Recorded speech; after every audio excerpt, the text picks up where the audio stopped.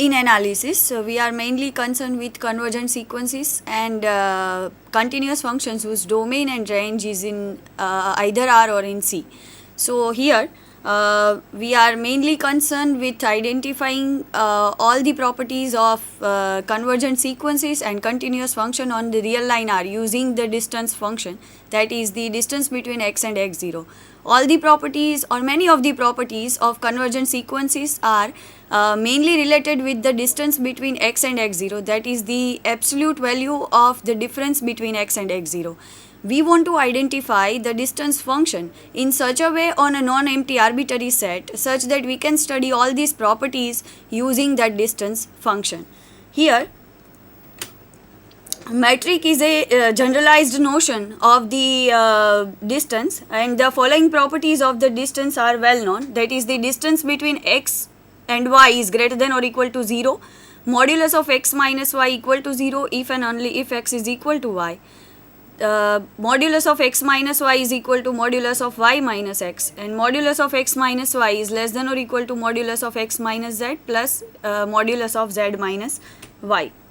The aim is to generalize the concept of distance by taking any non-empty set in such a way that we can generalize the notion of convergent sequences and continuous functions on a more general situations. With this aim, we will make the following definition of a metric on a non-empty arbitrary set. We will go with this flow. First of all, we will see the definitions and various examples of metric spaces, construction of new from old, open sphere and its geometric interpretation, interior points, limit points and boundary points, open and closed sets, equivalent metrics, and then we will see the concluding remark. Before to study metric space or to identify the definition of metric space, let us see some inequalities.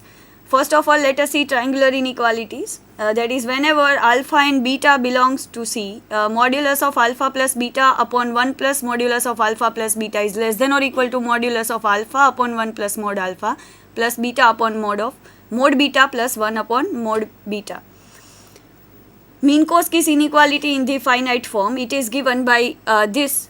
Minkowski's inequality in the infinite form is given by this. This is provided whenever summation I running from 1 to infinity, modulus of alpha I raised to p is finite, and summation I running from 1 to infinity, modulus of beta I raised to p is finite, then only the Minkowski's inequality in the infinite form will hold.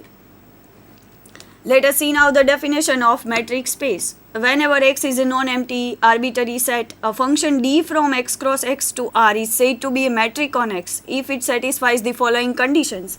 dxy is greater than or equal to 0 for every xy belongs to x. d of xy is equal to 0 if and only if x is equal to y. d of xy is equal to d of yx for every xy belongs to x. d of xy is less than or equal to d of xz plus d of zy for every xyz belongs to x. First two properties is known as the non-negativity property of the distance function. Here d is called the distance function. Property 3, that is d of xy is equal to d of yx, is known as symmetry. And fourth property, that is the distance between x and y is less than or equal to distance between x and z plus distance between z and y, is known as triangular inequality. The ordered pair x together with d is called the metric space. Here we will see some example of metric spaces. If x is equal to R, the set of all real numbers, for xy in x define d of xy is equal to modulus of x minus y. Then xd is a metric space. This is called the metric space R with usual metric, and we denote it by Ru. The proof that D is metric is followed from the properties of distance function, which we have seen in the very first slide, that is here. Now we will see some more example of metric spaces. That is, if x is a arbitrary non-empty set, for xy in x define d by d of xy is equal to 0 if x is equal to y, and d of xy is equal to 1 if x is not equal to y. Then xd is a metric space. The metric D is called the discrete metric, and the space x together with this metric is called the discrete metric space, denoted by xd. હવે આપણે let us see some the verification of the distance function. The function defined by this is a distance on an arbitrary non-empty set X.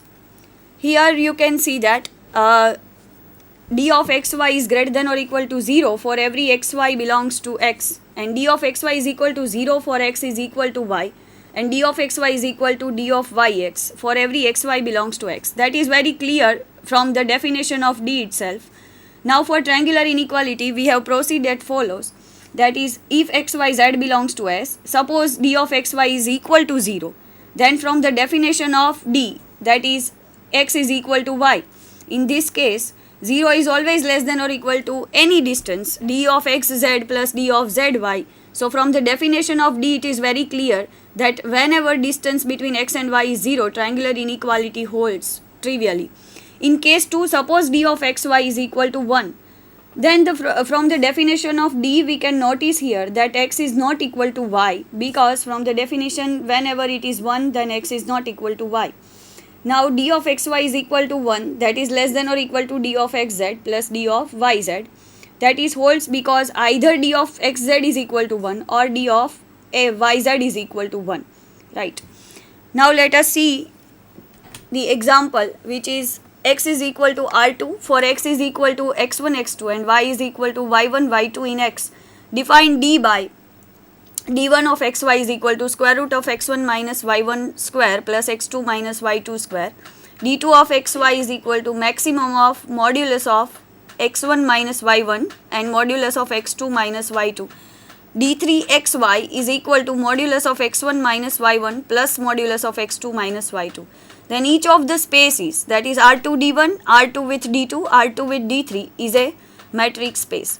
Let us see first of all that D1 is a metric on R2. So for x1, x2, y1, y2 and z is equal to z1, z2 on in R2 be any 3 points. For proving 1 to be a metric space, we will proceed as follows. Now x1 minus y1 square and x2 minus y2 square is always greater than or equal to 0. That is, we can see that d1 of xy is greater than or equal to 0. Now suppose x is equal to y, then we have x1 is equal to y1 and x2 is equal to y2 by showing that d1 of xy is equal to 0 if and only if x1 is equal to x is equal to y.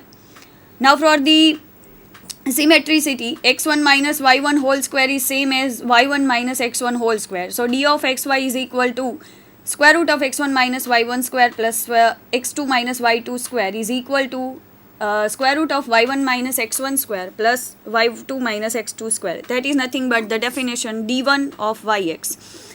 Now we will use the Minkowski's inequality to prove the triangular inequality. So d1 xy is equal to square root of x1 minus y1 square plus x2 minus y2 square. We will subtract z1 and add z1 and subtract z2 and add z2. So this is from the Minkowski inequality. We have seen in first slide, that is x1 minus z1 square plus x2 minus z2 square plus square root of y1 minus z1 square plus y2 minus z2 square. That is d1xz plus d1yz. Now in case of 2, that is d2 is equal to maximum of modulus of x1 minus y1 and modulus of x2 minus y2. We will see the further proof of verification that d2 is a metric on X. Now you can observe that modulus of x1 minus y1 and modulus of x2 minus y2 is always greater than or equal to 0. So we have d2 of xy is greater than or equal to 0.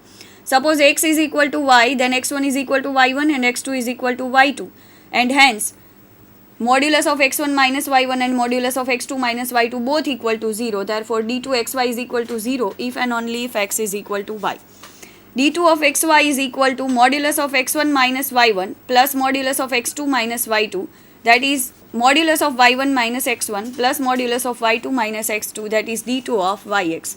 For the triangular inequality, here also, by the definition of d2, we have d2xy is equal to modulus of x1 minus y1 plus modulus of x2 minus y2. We will subtract z1 and add z1. Again we will subtract z2 and add z2 in that. We will get less than or equal to modulus of x1 minus z1 plus modulus of z1 minus y1 plus modulus of x2 minus z2 plus modulus of z2 minus y2, that is less than or equal to d2 of xz plus d2 of yz. This shows that d2 is a metric on R2. In the third definition, d3 of xy is equal to modulus of x1 minus y1 plus modulus of x2 minus y2. Now, in the definition of d3, it is the maximum of modulus of x1 minus y1 and maximum of modulus x2 minus y2. Since both the quantities greater than or equal to 0, we have d3 of xy is greater than or equal to 0. We have seen that x is equal to y if and only if x1 is equal to y1 and x2 is equal to y2, which shows that d3 of xy is equal to 0 if and only if x is equal to y.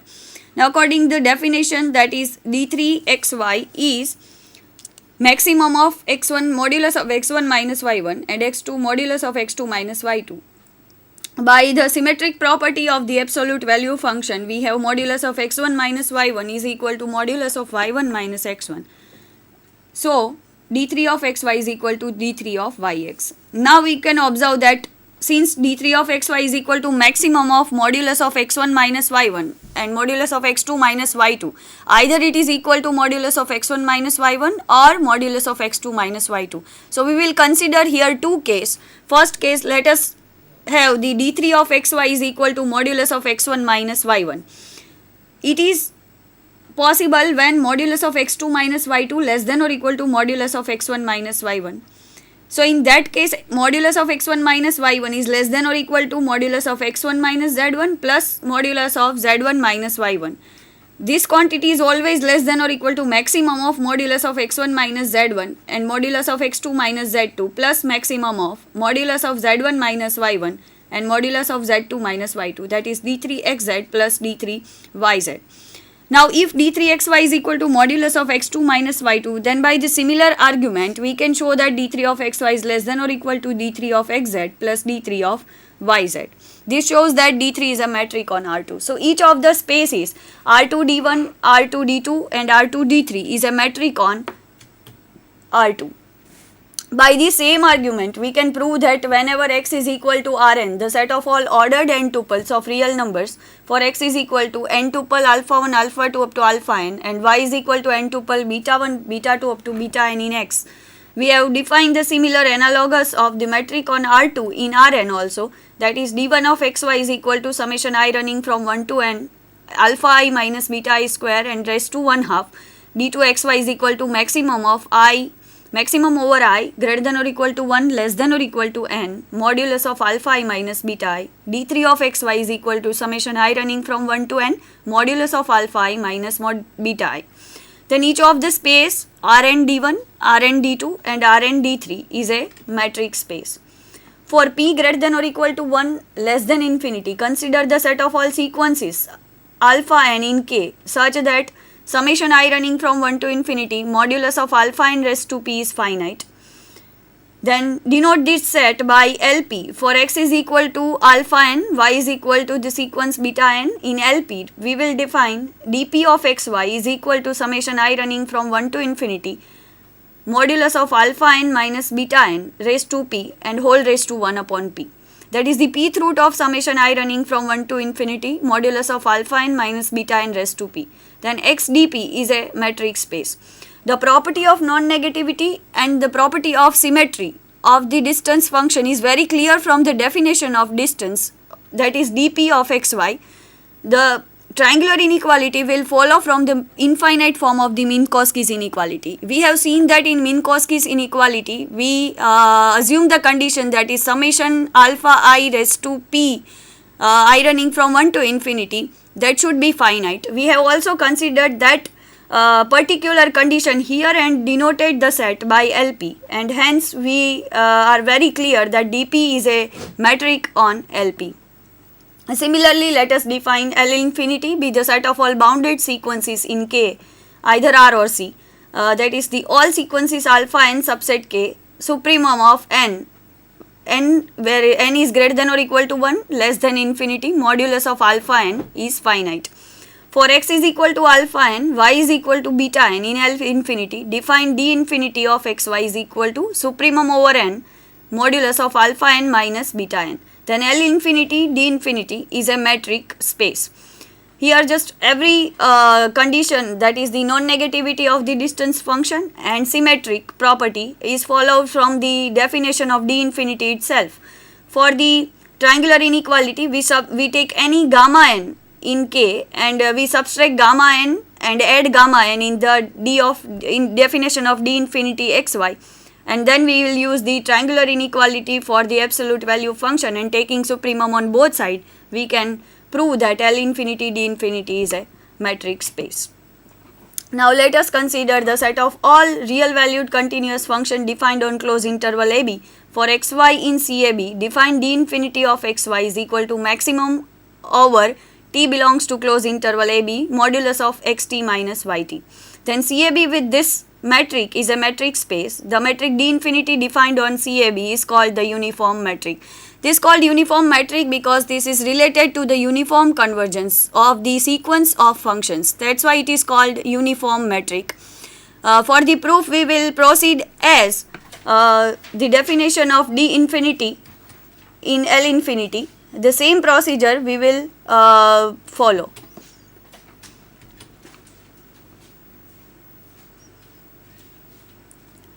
Now for xy in CAB, define d1 of xy is equal to integration over a to b modulus of xt minus yt dt. The integral on the right being taken in the sense of Riemann, which is possible since x and y are continuous on closed interval AB. Then CAB d1 is a metric space. What is the here let us understand that what is d1 of xy. એના માટે આપણે Tally ટોપ પર લખીશું. Let us first of all